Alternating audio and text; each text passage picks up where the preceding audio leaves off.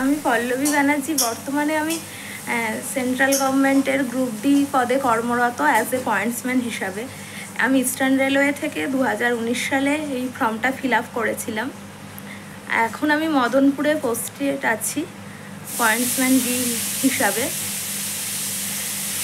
তোমরা যারা নতুন প্রিপারেশান নিচ্ছ তাদেরকে আমি একটা কথাই বলবো, শুধুমাত্র রেলওয়ে না, তার সাথে সাথে বিভিন্ন পুলিশের এক্সাম, SLSTর এক্সাম, সব কিছুর ফর্ম ফিল আপ করো।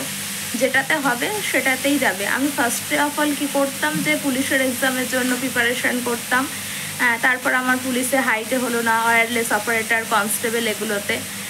তারপরে আমি গ্রুপ ডির এক্সামের প্রিপারেশান নেওয়া শুরু করলাম।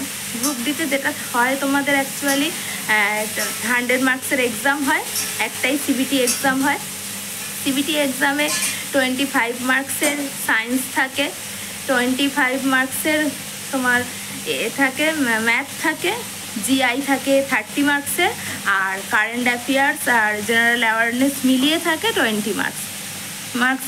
তিনটে আনসার ভুল করলে তোমাদের কাটে 1/3, মানে তিনটে আনসার ভুলের জন্য 1 মার্কস করে কাটে। হ্যাঁ, আমি ইস্টার্ন রেলওয়ে থেকে ফর্ম ফিল আপ করেছিলাম। তোমরা যারা নতুন অ্যাসপিরেন্টস আছো তাদেরকে আমি বলবো যে এখন থেকেই সায়েন্সের প্রিপারেশান NCERT বেসিস যে বইগুলো আছে ওগুলো থেকে শুরু করো।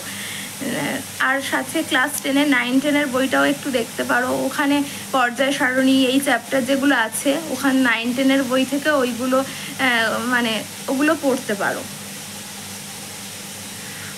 আর তারপরে সাথে সাথে মাঠেরও প্রিপারেশান নাও, কারণ CBT একটা এক্সামের পরেই তোমাদের মাঠ কন্ডাক্ট হয়। আমার মাঠ হয়েছিল লিলুয়াতে 2023 সালের 31শে জানুয়ারি আমার মাঠ পড়েছিল লিলুয়াতে।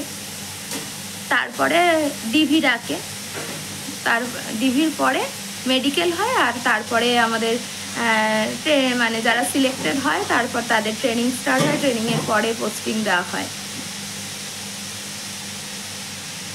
আর ঠিক আছে, এই ভিডিওটা ভালো লাগলে লাইক করবে, কমেন্ট করবে, শেয়ার করবে।